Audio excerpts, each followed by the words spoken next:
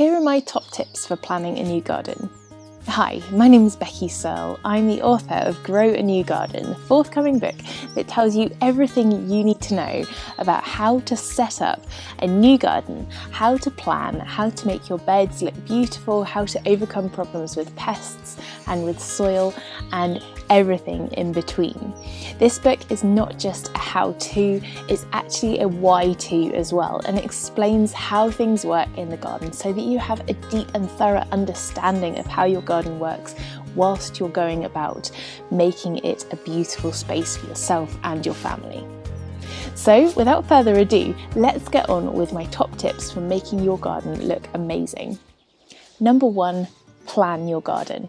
This is the only way that you can make your garden look coherent and well thought out. It has to be planned. If you plan your garden and your planting, even if you just work on that plan in sections, it's going to look much better than if you just go ahead and buy whatever you like at the garden centre and stick it in the ground. The other advantage with planning is that you can put lots of plants into the garden at the same time. Now, if you have a garden with no plants in it and you go ahead and put one plant in that garden and there are, say, 50 resident slugs, then that's 50 slugs for that one single plant.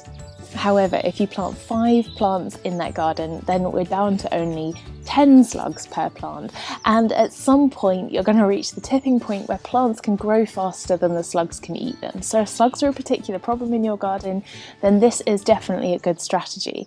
Also, try and choose some plants that are slug proof.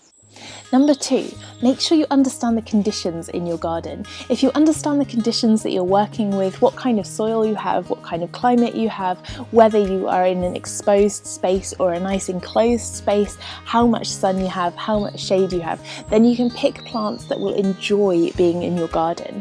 By choosing the right plants for the right space, you immediately set yourself up for success. Lots of people can grow plants that aren't necessarily designed for their space, but this is a horticultural feat and it takes a lot more work than just choosing plants that are going to be happy in your garden.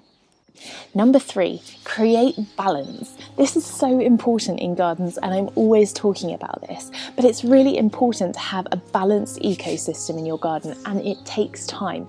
We have to remember that in order to have predators in our garden who will eat our pests, etc., then we have to give them time to arrive.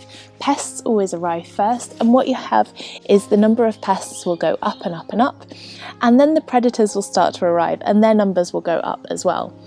As the predators arrive, the pest numbers will go down and the predator numbers will go down as well, and eventually they will find their way to a balance, and this is called dynamic equilibrium in ecology terms.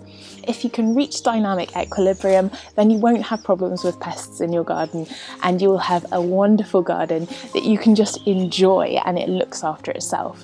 The best way to do this is by creating lots of different planting, having a huge range of plants in your garden and creating habitats, introducing things like water if you can put in a small container pond or even just a bird bath, and other things like bird boxes, bird feeders, hedgehog houses, frog houses. Those kind of things are going to help your larger wildlife stick around and help to manage your smaller wildlife like your pests.